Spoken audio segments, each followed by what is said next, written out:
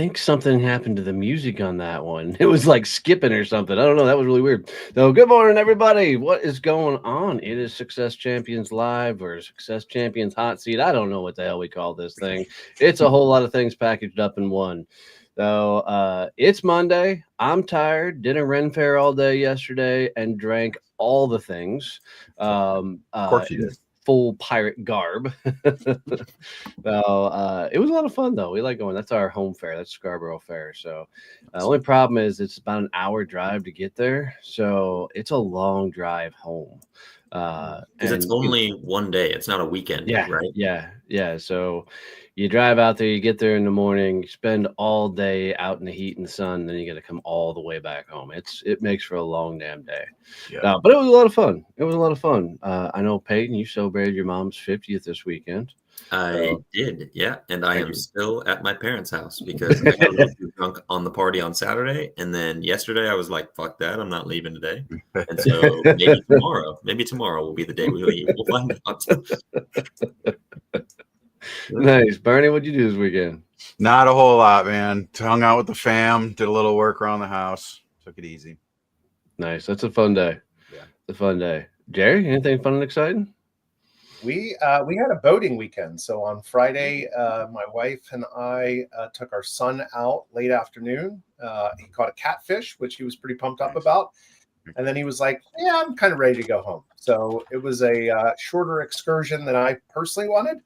But it was a great time. And then we celebrated two of our friends' birthdays and went out on a 61-foot Viking and ended up sleeping on the boat with our two friends that we go up the mountains with every year. So it was a lot of fun. And then yesterday was poolside. So there's never a dull moment around here. I joke all the time that we don't need couches or furniture because we're never home to actually sit on them. So it was quite a weekend. Yeah. I don't 61 footer. That's bigger than any boat that I've been on. I have never done a cruise, but I think I've been on a 55 footer on Lake Louisville, but 61, that's a big boat. Mm-hmm. It's a big boat. I mean, 3 bedrooms, 2 baths inside. That's bigger than houses I've had. I was going to say. That's a floating house. I can't go down in the cabin of a boat. I'm instantly seasick when I go. I can be up on the deck just fine, but as soon as I go down and I lose like all sense of seeing stuff and everything else, instantly seasick. Can't do it. So I would never. We don't have that problem. We spend a lot of time on boats. So nice. So this may be an interesting show. Our guest may be a no-show. So we're going to change it up and have some fun with it and see what happens from there. So Peyton, let's play a game and then we'll figure it out as we go.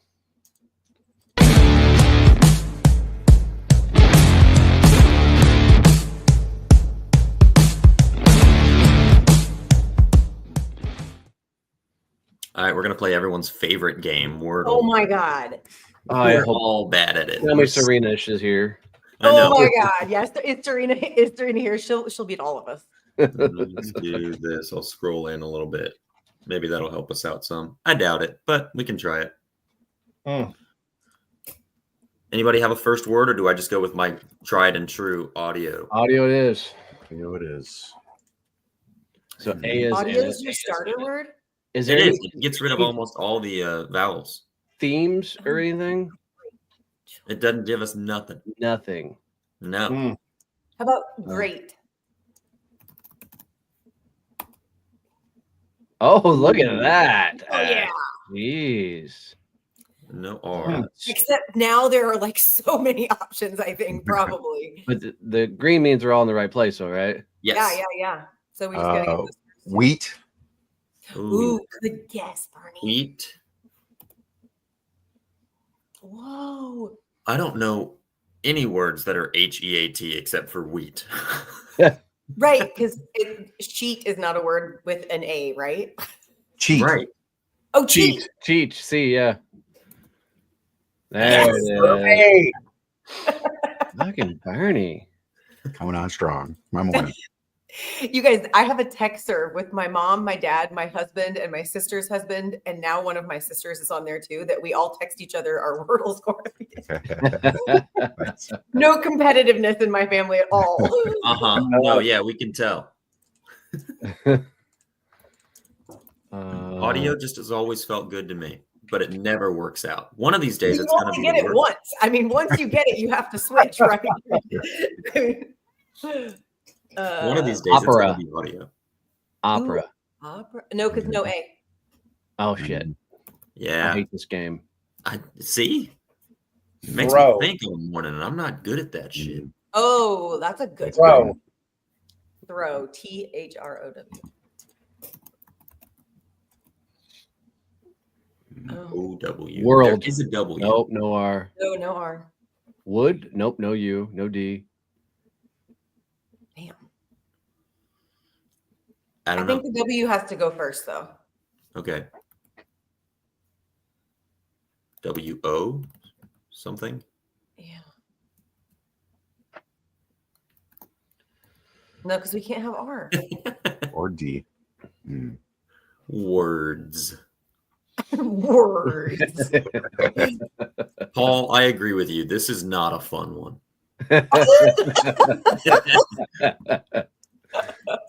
Doing our best, Paul. Our best ain't great. S. How about an S? We need an S in there somewhere. Where's washed, wished, wished, wine. I was I'm just thinking throwing out random snow, but- shit. Oh, Snow. there you go. When they do a double letter like that, it gets me every time. Try snows. Try with two S's like that. Oh, I got O in the right Oh, at place. least you got O in the right spot. Snout. Okay. No. So no W's got to be in one of the first two. Put the O in the center, Peyton. Okay. And W somewhere. Short, no. Short, And no. it can't be, yeah, so it's got to be the first two. The W's got to be one of the first two. This Mhm. is not one of them. And then there's T. We're not. I don't know. I like that we're all talking out loud this one though. Staring there, going, "Huh?"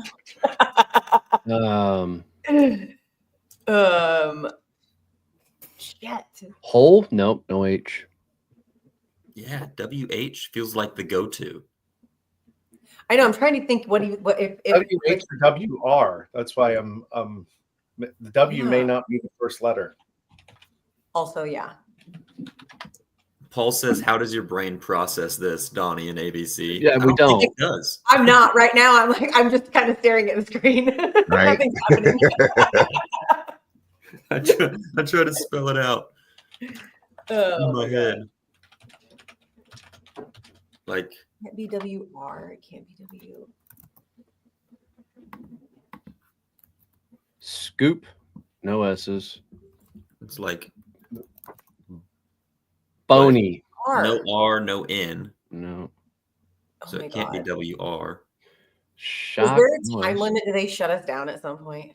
Phone a friend, Serena. Yeah, absolutely, Paul. He says, phone a friend. Call Serena in. Oh. She'd already have this figured She's out. probably unpacking still. Oh, probably. I give Wrong? up. I'm typing wrong, even though I know it's wrong.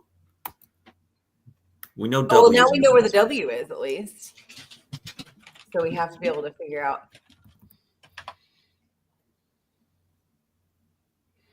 Womp, whoop, wrote, You gave up. You fucking Googled it. woods, wound. Whoops. No, that's WHOOP. Yeah, we already know no S. Yeah, WHOOP. We know No O's H. not in the back three. The H is out. Yeah, No D's. correct. This is dumb. This We is the can't worst even one. It's figuring it out. I cannot even think what else would be beside a W. All right, audience, tune in next screaming week when we myself. figure it out. Right. Whore is one. No Wrote. H. No H. Yeah. Wrote. No R. Can't have a whole Who's- H. Is there an L? Hole? HWA? Oh no. Fucking No H. Even fucking ChatGPT is like, I have no fucking idea. Woods, WOOD, no D, no S. Oh my gosh. Hilarious. W-E, it's got to be W-E-O? W-Y? Wooly, Bruce says WOOOLY. We did not try now. Try it. What was it? WOOLY. Oh. Holy hell. D, Woody. Nope, we already did D. No.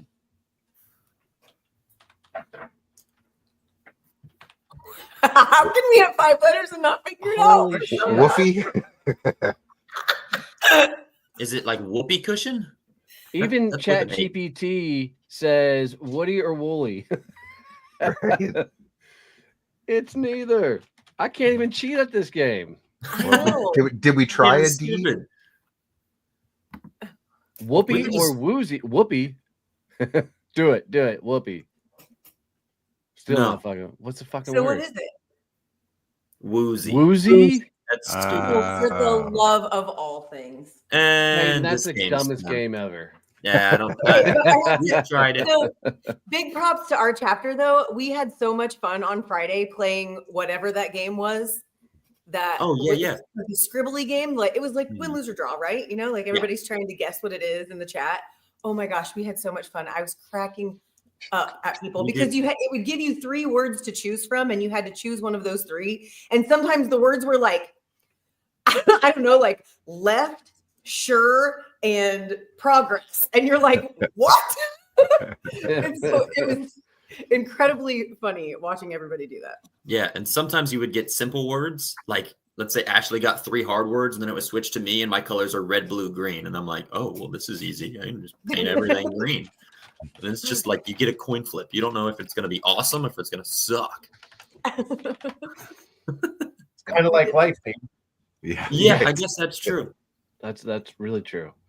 So, let's talk a little bit about how do we stay, visual in this time. I mean, we've got so many things going on. How are we staying top of mind with our clients, with our prospects?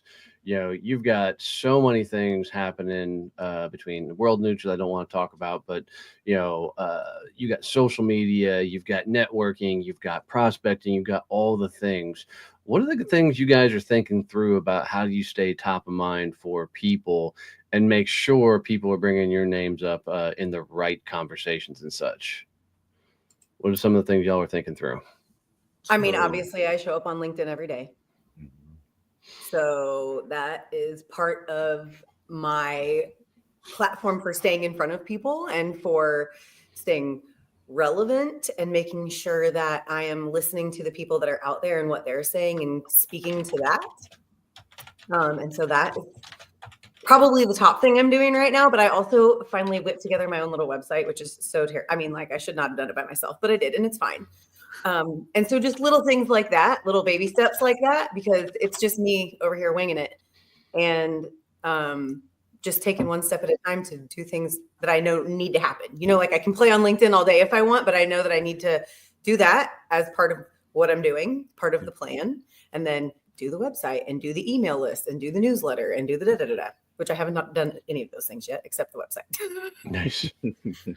We're a full frontal assault right now. I tell you on our end, between email, freaking automations, social media, speaking, podcast. I mean, we're all in. It's pretty crazy, the kind of the volume we're getting to right now.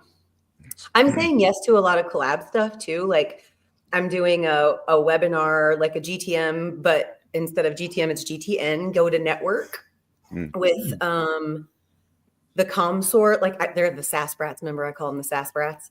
It's with those kids, and so stuff like that, and then just saying yes to other things like that, like doing other people's webinars and lives and such like that. Nice.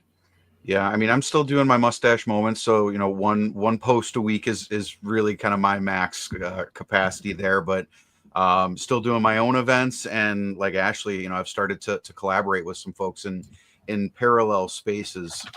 Started working with a couple of lead gen folks who part of their process is ultimately leading to events. So kind of being their go-to as they're working with their clients. It's starting off pretty good. Yeah. Yeah. Very similarly, lots of posting on LinkedIn. I do it Monday, Wednesday, Friday. Monday,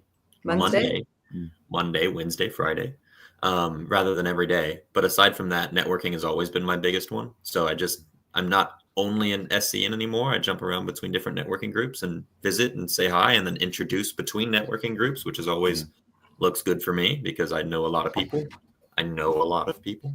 My LinkedIn knows a lot of people, and I cheat by using that. That is not cheating. That is working smarter, not harder. Absolutely, because I don't have the brain for everybody's names and what they all do, so I have to write it down in an Excel document or just have LinkedIn open and be like, "Oh, you want to meet marketers? Marketers." As long as I can spell it right, I can find all the ones that I know. Well, and I think go, Jerry, go. No, it's interesting to see specifically in B2B.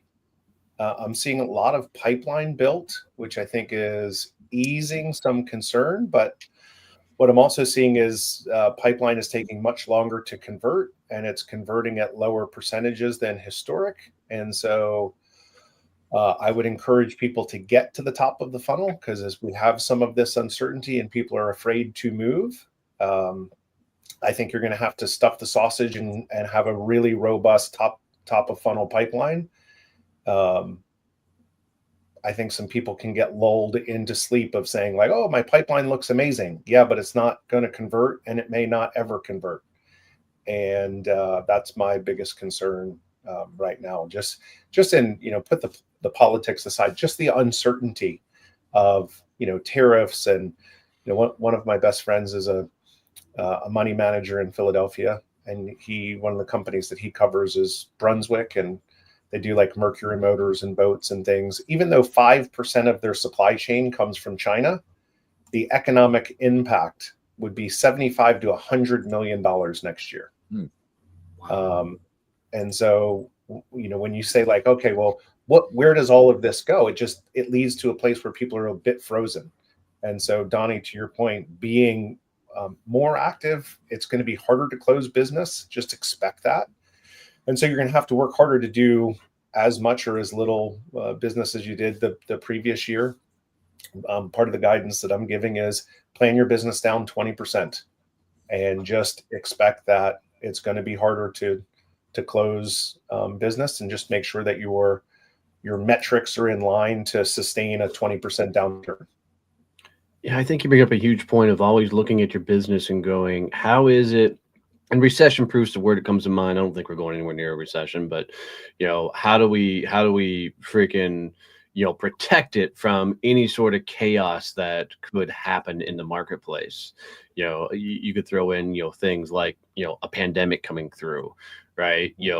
How do you proof your business? And I think about it a lot. And I think it's one of the reasons we structured SCN the way we did, through multi-tiered memberships, lower price points, so we could spread our exposure out along, a lot more things. But I'll never forget hearing Gary Vee for the first time say, if you're not trying to put yourself out of business, somebody else is going to. And I love that thought process to really make you rethink of, okay, what am I doing here? How am I keeping myself, out there in the open, people recognizing who I am, having people do things like say, "Hey, I was just at a rent there, thought of you," getting tagged in posts about goats everywhere, all over freaking LinkedIn, which is really kind of cool how many more goats are being posted on LinkedIn right now. It's what is happening? Like, I don't know. I started a thing. Goats all show up. So, people are allowed to be themselves. So you're starting to see more and more, I think, of that showing up, which is pretty cool.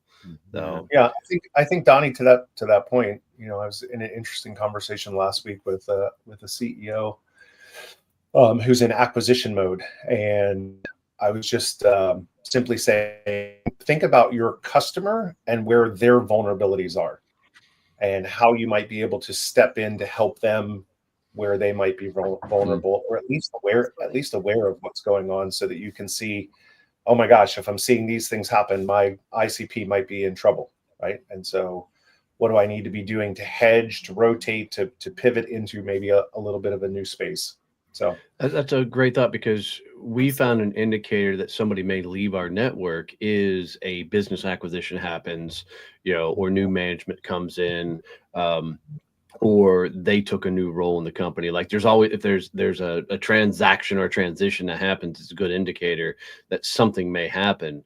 So, we started putting flags out, going, okay, when this happens, this is our move to, save that membership or the likes, just so we can stay ahead of things. And when you start looking at your clients and kind of the trends that are happening in their world, it's a really cool indicator of how well you know your client base, and the conversations and things that they're talking about.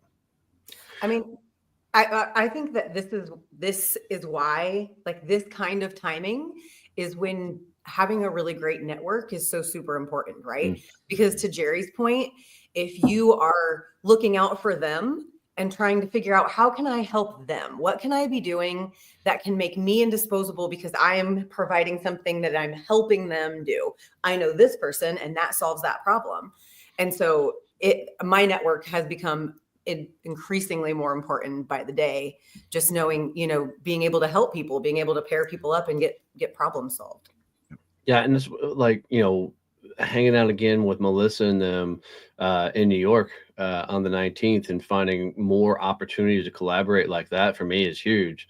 There'll be 50 to 70 people inside that place on the 19th. And, it's cool exposure, yes, but the exposure to a new network and new people that I haven't met and the likes is just massive to continue to grow.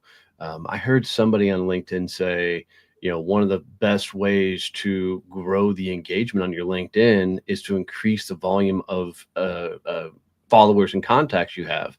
So if you're not connecting with new people, you're not going to increase your engagement, because it's the same simple people that are seeing your stuff all the time.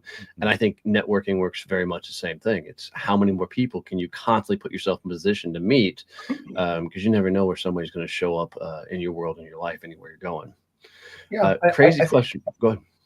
But just to finish that off, like when I think about what do people need right now, they need more top of funnel. They need more opportunities to have conversations. And so that's why I think SCN is really well positioned, because people are going to look for safe harbors to have more conversations. How do I get in front of more people? Because what I'm doing, it's just harder. It's noisier. It's not converting as well.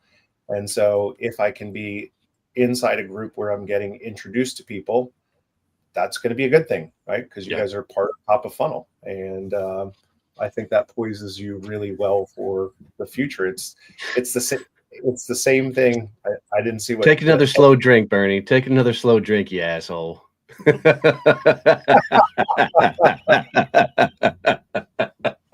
was waiting to ask later what his mug said, but I knew I needed to see it. I totally wanted to do it while Donnie was talking, but I needed a sip of coffee, and it just. Nice. Sorry to interrupt you there, Jerry. No, it's great. It's great. No, I just think my experience is, when things are going really well, people are less open to trying new things or to changing their approach. And when things aren't going quite as well, I'll give you an example. When COVID hit, I spoke to 100 companies in 30 days because everyone wasn't feeling quite as smart as they were 30 days earlier. And I think the same thing will happen as, pipelines continue to grow but not convert. People will look for alternative ways to get in front of people. Ashley and Bernie, I think, it's same thing. You're going to see collaborations, people coming together to try and borrow people's audiences, especially at early stage 0 to 1 type companies. I think you'll see that a lot in the future. Yep. Love it. What's one piece of advice you wish every founder heard earlier in their business? Peyton, I'm curious from you, since you're the youngest buck here, what's something you wish you would have known earlier than you do already now?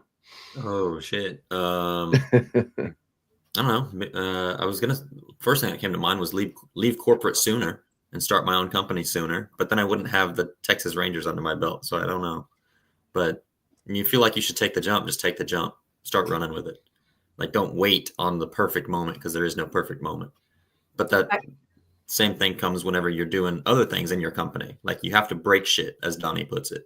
Fuck shit up, go break it. And if it doesn't work, revert back. But if it does work and you found something new, just keep modifying and adapting and overcoming. You got to keep pushing forward.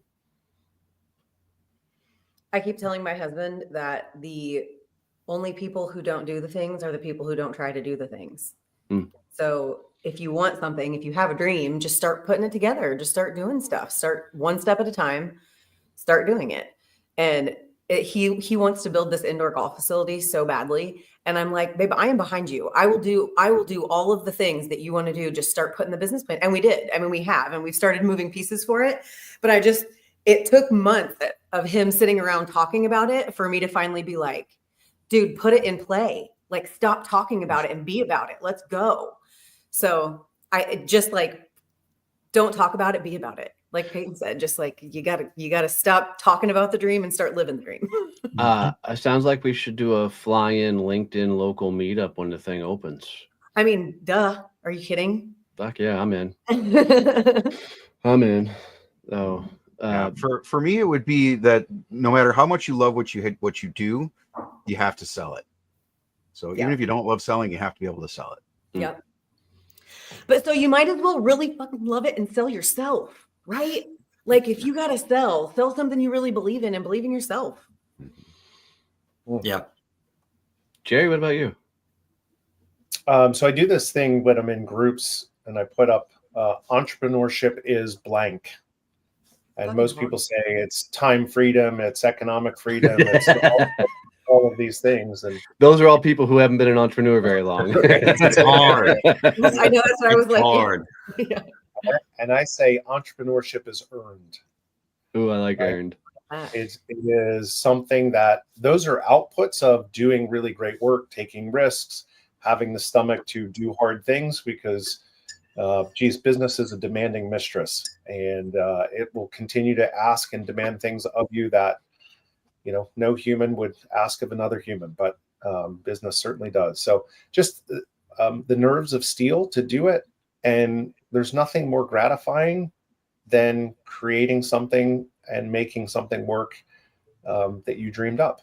I think that's, maybe the highest purpose of life, self-actualization. You're not waiting for other people to tell you what to do. You're just going and making things up every day. And it's like, yeah, pretty cool. That worked. Yeah. Yep. That seems to be how things are going right now. One of the things I wish, for sure. one of the things I wish somebody would have told me, or I would have known, was stop consuming and quit buying shit.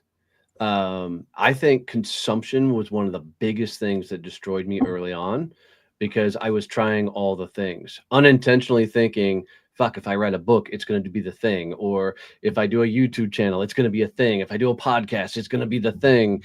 And I never really had that conscious forward thinking thought, but I know somewhere in the back of my head, I'm like, dude, this is going to be the thing that puts me on the map. Now, there is no thing that puts you on the map, right? It's consistency over time. And the second thing is stop listening to everybody, man. God damn, everybody's got the answer and they all sound right. Go look for the answers when you get to a problem you don't know how to fix. Right. Well, that's what I was going to say. Be aware and objective and honest with yourself about what you don't actually do well, and make sure you farm that out, because trying to do it all yourself, even when you're not good at the thing that you're trying to do. And it's taken me a long time to figure that out, because I'm one of those like quick start, self-starter, try to get it done myself thing, like the website. But there are things that I know I don't know how to do. And I have pretty quickly, like CPA, thank you very much. Can't handle that. Thank you. Mm-hmm. Those kinds of things. So doing that stuff early rather than jacking around for a year and not doing it. 100%. What's a myth in business that needs to be busted? It can be in your industry, can be, anywhere. What's a myth that needs to be busted? I don't know how to explain it properly, but you don't like selling does not mean that you have to act like a used car salesman. That is not what selling is. You don't have to hard sell. That's, I guess, maybe I finally figured out where that comes from, Ash. Most people, when they've left corporate America, they've started their own company, or maybe even in corporate America, and they found themselves in sales, they've never actually experienced a good sales call. Right. Yeah. Only thing they've ever done is they've bought a house, they've bought a car, they've bought insurance, they've bought all these transactional things. So that's all they know. Yeah. Right. And so what they know of sales is walking through a potential trade show and somebody saying, "Hey, come in my booth and let me show you this 20-ply pans," or whatever the fuck it is. Right. Yeah. So that's all they know. So that's what they interpret sales is. Yeah. So I agree. And I mean, and there's just a lot of deprogramming to be done from the boiler room days, I mean, you got asshats like Grant Cardone out there and the other guys that are all teaching the stupid transactional shit that if you tried half of it in corporate America, you just get your fucking teeth kicked in. Well, I mean, like I posted that video on Friday. There was an opportunity for someone to have a conversation with me and wants me to hire them. And so there was an opportunity for a conversation. And instead he said he was going to close the loop on the conversation. I was like, well, okay, friend, you go right ahead and do that. But then also sent me his Calendly link and was like, we should connect. And I was like, none of that makes sense. What? And so it's those things. And Melissa Glick said it when I posted that. She said, it's that now we have to unprogram that. And so it makes us look bad because that's how people show up. And then they're like, that's what sales is. And I'm like, but no, that's what slimy sales is. So more people need to follow Dale Dupree as well. I love his shit. I love Dale. That dude, just the way he talks about prospecting and being yourself and the likes, just some really, really cool shit. Jerry, what's a myth you think needs to be busted? Look at Jerry getting smoke coming out of his ears right now. There's so many of them, right? I think there's so many of them. The myth, man, I'm gonna stay with Ashley. I think selling is service. I really believe that if you solve an important, painful problem for people, and you're convicted that you have a great solution for them, it's a service to actually help them get out of pain. Absolutely. And so many people are unwilling to put themselves out there, and it's a necessary evil. If you don't want to do that, that's okay, but you should stay in corporate America. You shouldn't become an entrepreneur. I agree with that. It's entrepreneurship isn't for everyone. I say that all the time. And there's a lot of people that fall in love with the idea of the time freedom and all of those other pieces without paying the price of what entrepreneurship is. One of them is you have to put yourself into a place where you're creating value and people want to pay you for it. And if you as the owner or the CEO can't do that, probably shouldn't be in that space. And that's okay. That's not like a knock. It's just recognizing that's not where I want to be and I'm not willing to pay that price. Yeah. Yeah. I think a lot of people, based on all the responses you get to your what's an entrepreneur question, Jerry, when they say it's time, it's freedom, it's all that stuff, I think what screws a lot of people early on is they work as if they've already got freedom. Totally. Right? Meaning they're not doing the work and the things they need to be doing to earn that freedom that they so want. And what they don't realize, I think, is nobody wants to just sit on the front porch and do nothing. Right. You see what happens to people when they retire. And so oftentimes when people retire and they have nothing going on, they die a few years later because there's just nothing to live for almost. Right. And I think a lot of people think that they can sit around, do nothing, make enough money to go travel and do all the things they want, not understanding that that's an earned right. Right. Mm-hmm. And the people that have earned that right actually probably enjoy working in the business they've built more than just all the other stuff. They've just learned to integrate the business into their overall lifestyle so they can do the things like go climb mountains and ride in 61-foot boats and stuff, right? And things like that. It's a great point. I was talking to my daughter, Brooklyn, on the way to school, maybe last week or the week before, and she was asking me if I would ever retire. And I said, I love what I do. I'm humbled by being invited inside businesses and trying to help them grow. And I just can't imagine waking up and thinking, what do I do today? There's just so much more value that we can give to each other as humans. I can't imagine a life where I wouldn't be doing that. So I think retirement is an antiquated concept, especially as people live older and older. I think once you lose your mind, man, you are in that's a sad life in the future, I think. Well, and it can change and evolve, like my dad's an attorney and my sister's taking over his practice, and he still consults. He doesn't do like jury trials or any of that kind of stuff anymore, but he still goes into the office every day and consults on different cases and things like that. So, that's his passion. That's his love. He's never going to stop going into the office. Not a day. And I think that's an important point too, though, right? Because a lot of people spend an entire career in a shitty job that they absolutely hate just because they want to make a buck. And the only thing that they have to look forward to is retirement. Yeah. That kind of sucks. Totally true.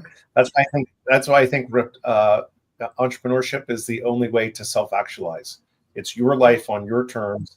No boss is telling you, no one else is casting the vision. You're doing it, or you're doing it with a team of people that you get to spearhead. There's no greater honor, I think, in life than to go do that. Yeah. I had someone ask me the other day, they're like, why don't you talk about being a veteran that much? And my response is really simple. If that's the greatest thing that ever happened in my life, I didn't live a very good life. Like, that was a moment in time. Yeah. Like, that's never going to be my high school football touchdown pass, because I've done so many cool and great things since then. I'm sure I'm proud I did that moment. And I think a lot of people, they're playing off that one high school football pass and they're doing it all their life. That's why they stay in a miserable job for so many years and don't, because they're not willing to go create a new highlight reel. Because to create a highlight reel like that, it's going to take a massive leap of some sort. And entrepreneurship damn sure isn't for everybody. My God, there's more people that if they ask me, should they ever start their own business, I'm going to tell them, no, you need to stay working for somebody else. Because if people understood what it takes, what you have to endure to do this, it's insanity. Nobody in their right mind should be an entrepreneur, because we're the ones that wake up every day knowing, holy shit, this day is going to suck. We're going to get punched in the face, but we're going any fucking way. So what's the best way to build trust with somebody? So you just met them, you're building a network. What's the best way to build trust? Show up for them. And any way that looks like. If that means sending a t-shirt like Paul does, if that means whatever that looks like, just showing up for that and giving them like connecting them to somebody, obviously is one of the best ways to do that, I feel like. Yep. But I mean, just any way you can be in that person's space and say, hey, I hope you have a good day today. Honestly, it's very simple. Just be kind. It's small commitments and follow through. I think that ultimately builds trust. Doing what you say you're going to do is the simplest form. Personally, I love the way Rob Conlon does things. He helps his clients do them by getting them onto his podcast or onto their podcast. And instead of it being a sales pitch, it's just to get to know you on a live podcast. Yeah. And I've started doing that with a few of my clients as well. It's very easy to say, hey, I think you would be really good on my podcast, rather than, hey, let's have a one-on-one, or hey, let me try and sell you. So it's just a nicer intro, is just, let's get in here and let's just talk. I have a list of questions. Some of them get reused. Some of them don't. Sometimes I'll do a little bit more research on the person coming in because I want to get to know you. But yeah, just getting in there, getting a one-on-one call, whether it be a one-on-one VC or whether you say it's for a podcast. Either way, I think you really get to know the person. And I think that helps build a lot of trust really quick. gonna add a little bit on Ashley's and say, yeah, it's being there for them, but I think it's actually seeing them. I was going to say being curious and asking them questions about. Yeah. Well, and even for me, I want people to know they're seen. Like I told a young guy last week that I was proud of him, and he started welling up in his eyes. He's like, dude, I'm proud of you in freaking years. And I think in this day and age, people just don't feel seen, especially if they jump out on their own. They've made themselves an island. Like the world. I mean, I remember the first time I sat across from a bookkeeper and showed my books for the first time, and I was scared to death. And she looked at me and she goes, Donnie, you've done really damn good. And here I thought I was fucking everything up, right? And those little bitty acknowledgments go a long damn way for people, because I think a lot of people aren't seen. So I think that's kind of the ultimate move for me is, can I acknowledge where they've come, what they've done, what they've been through, along with all the other things? I think it's just a nice little extra. It's not really a move. It's got to be genuine, but that I like adding in there. Right. Yeah. It's not a move. Yeah. If you're not authentic, I think it shows through, right? I mean, people don't trust. I encountered this thing called the 4 pillars of trust. Because I was doing some research about where does trust come from? And so the 4 pillars of trust were competence, consistency, integrity, and compassion, right? So can you do the right thing? Do you do it over time? Do you make the right choices? And do you give a shit? Do you care? And I thought that was a really good model of thinking about trust and how trust is built. And I was writing about this in the last year. I always thought about trust as something that I built. I had to earn it from people. And I think what I've learned as I've rethought that is I own my side of the equation. So I have to act according to the 4 pillars of trust. But at the end of the day, people give trust. And they give trust based around their own beliefs, experiences, and traumas on, like, hey, I had a guy tell me, I didn't trust you. And I was like, oh, tell me more. I didn't know that you didn't trust me.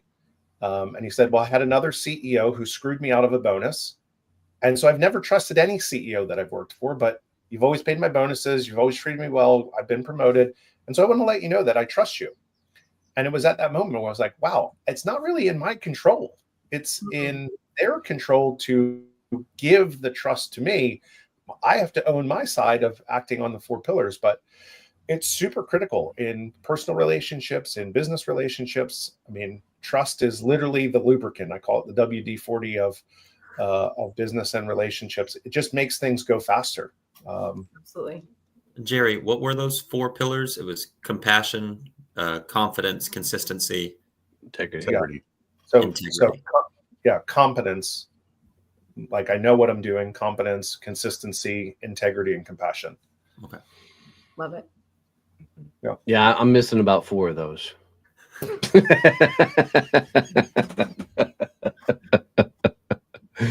Bernie, drink your mug again.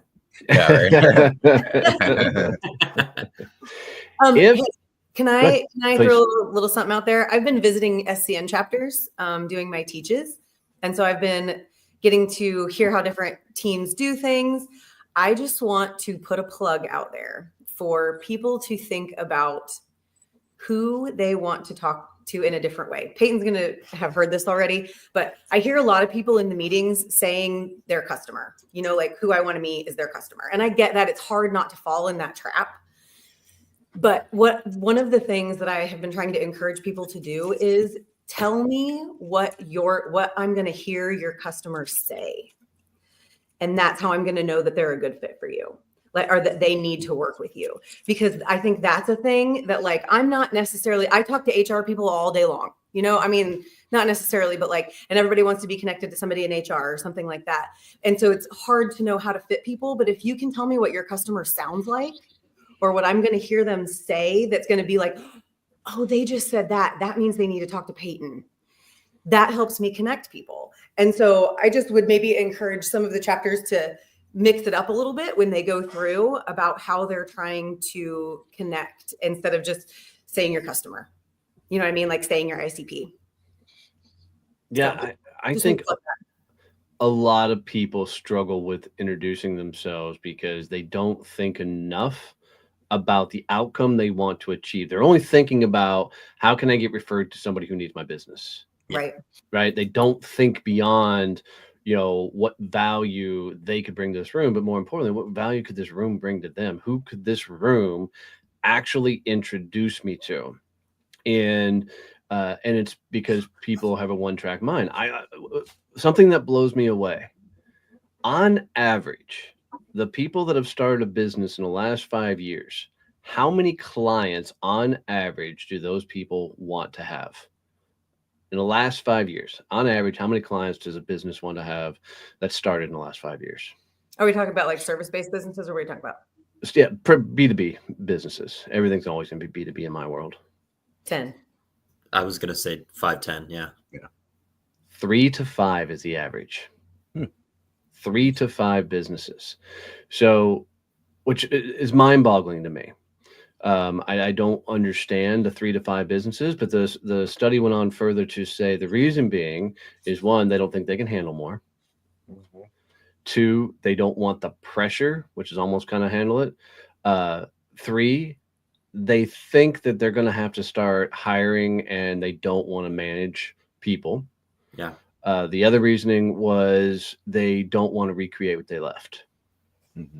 Right. So it's a really fascinating way. So I think through, if people only want 3 to 5 customers, 1, those better be big enough customers that can justify that small business. But 2, what's that say about the volume, energy, and effort they're putting out to actually grow their business? Yeah. Right. Because there's going to be so many limiting beliefs that come along with that. Like, if I do all this, it's going to work. And if it works, what then? And right. So, which is a really fascinating thing. I don't want it to work because then I don't know what to do. Right. Right. So it really makes me look at the network as a whole and go, okay, if everybody only wants 3 to 5, or if 90% of the audience only wants 3 to 5, how do we look and go, okay, you can handle 10, right? Right. You can handle a hell of a lot more. And I think some of the differences is you got, like in our network, you got people that own their own businesses, but you also have salespeople. And the salespeople, they're fucking give me as many clients as we can fucking manage, right? They have teams, they have systems, they have people that can help them with all the stuff. So, but it's really, really fascinating to watch how hard or how much someone's willing to endure based on the outcome they're trying to achieve. So I think in addition to all this, understanding the goal of the people you're networking with, are their goals aligned with yours, and are they trying to accomplish and be where you want to be? It's a really, really solid way to start thinking about who you're networking and how you're networking. So, Totally. I think that's a great point. I spoke to a guy last week who's a new entrepreneur, corporate refugee. And one of the questions that I asked him was, refugee, do you use that often? I like that. I think I stole it from Donnie. I'm not sure. I always said corporate escapee, but corporate refugee works. Okay, sorry, carry on. But no, it is getting really clear on the business that you want to build. Like, this guy was unsure whether he wanted to build a business that he could sell in 5 years, or whether he just wanted to do something on his own that would be manageable and bring him some portion of replacement income from his corporate job, but that created some flexibility and things for him. And I said, once you get clear on that, then the path reveals itself. Because if you want to build something to scale and to sell, you're going to need more than 3 to 5, new clients. Yeah. And if you want to, make a couple $100,000 through your business, then, the stakes are just different. And both of them are fine as long as you are clear on what you want. I think sometimes we're just sold more and now. You need more and now, more and now. Well, and I think a lot, it goes back to that people want that freedom of time and everything else, but they don't want to earn it, right? So it's how do I get the lifestyle I want just handed to me? And they'll look at you and say, I don't want to hand it to me, I want to earn it. And then you look at the energy and effort and time they're putting into it, and you can tell they don't want to earn it. Austin Klingon has one of my favorite quotes, which is, everyone wants to be the noun without doing the verb, which is right? They want to be at the status without ever doing the work, and that would be the other. Hey, I'd be lying if I didn't say some days I'm like, fuck, can't it just be easy? Like anyone could do it, right? You don't want that. Well, no, I don't want it easy every day. I just want an easy day. One. Well, so here's another thing. I think a lot of people are so uncomfortable selling themselves. And so in networking, if you can just get really good at selling your friends, then they will get good at selling you too. And you will get to sell yourself less because you're selling your friends to the right people. You know what I mean? I mean, that's kind of how I operate. You know, like I make sure when I have one-on-ones with people that I understand their business. So, and I probably ask too many questions often, but so that I can refer them properly. And I get really good at, you know, passing those referrals out when I understand exactly who I'm passing them out to. So I think that that's a way, because I know that people are always like, oh my God, I don't want to sell myself. Sales is so ick, blah. And I'm, you know, we're trying to change that narrative, but also you just get really good at selling your friends. It's less uncomfortable to promote your friends. It's more fun to promote your friends. And so you know, what goes around comes around. Good energy begets good energy. And think about the conversion rates, right? So we were talking about trust, right? Someone else has already bridged know, like, and trust for you. And, you know, basically referrals, as long as it's a good fit and it's in your space, should be layups. Because someone else has already done the hard work. You are leveraging someone else's trust into your space to say, yeah, Donnie's a good guy. Yeah, you know, Bernie can help you out. Yeah. That's at the heart of it for sure. So I think that's part of the reasons I try and put all the crazy shit out there, the goats, the Ren fairs, all of that. So I give people as many reasons to bring up my name in different conversations as freaking possible. You know, like people will send me messages, hey, I went to a Ren fair, I thought of you. I'm like, yes, right. It's working. Well, I connect people more often on personal things anyway. Like I know 15 financial planners. If you like UFC and so does he, I'm going to connect you to that financial planner. Right. You know what I mean? It's the personal stuff often that is what brings me to remember somebody is a good fit. 100%. Like if you have anything hot sauce, it's going to Liam. Yeah. You know. Well, this has been a lot of fun, guys. Kind of a quick pivot on the fly to make it work. So, guest, if you guys have any questions you want to fill out, feel free to throw them out there. Jeez, oh Pete, that was my Porky Pig impression. We'll be here all week. A bleep. So before we get out of here and go on to events and stuff, what's one word of encouragement you would give our listeners, guys? What is something you'd tell them as they're on their journey, building their businesses, building their book of business? What's one piece of encouragement you'd give them to help make at least this week a kick-ass week for them? Something I came across that I started doing when I started my company was I would make little video notes to myself for the future. Like, hey, this is what I'm doing now. This is how I'm taking steps. And I found one of them accidentally this weekend. And I was like, oh, shit, things have changed. Voice notes. I have voice notes like that. Yeah, it's just funny looking back at it and going, okay, well, I went from absolutely no direction to somewhat of a direction. And so just keep pushing, I guess. Nice. But I'm going to get back on that and keep making myself little voice notes or videos while I do a walk, like notes to myself for the future. Eventually I'll find those again and just look back. Nice. Mine would be, you literally can just take a couple of deep breaths and completely reset your day. So if you are having a rough day, if you're struggling, if you are chaotic all over the place, I know Donnie hates meditation. I know he just. I don't hate meditation. I hate your style of meditation. Put me on the back of a tractor. Let me go for a walk. I'll meditate while I'm doing it. Sitting and going kumbaya and shit, I'm out. But truly, it is. It just taking a deep breath sometimes can be like, okay, I can do this. I can take the next step. I can move forward one more day. So don't. Barney? I've had a quote up here on my shelf for a really long time, and it says, you did not come this far to only come this far. That's right. Love it. Jerry? I just think about mindset. I think protecting your mindset, prime the pump in the morning, because the little 7-pound bowling ball that's on your shoulders is either your greatest asset or your biggest liability. And if you are not being kind in your words to yourself and encouraging yourself, then you're probably sunk before you started. And I just would encourage people to do the work to make sure that your mindset is in a good place to go perform, because it's an amazing weapon when you do it.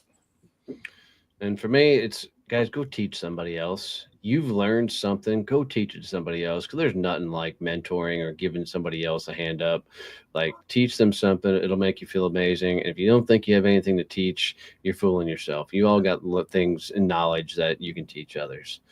So, all right, let's talk about upcoming events. What do we have? What do we got?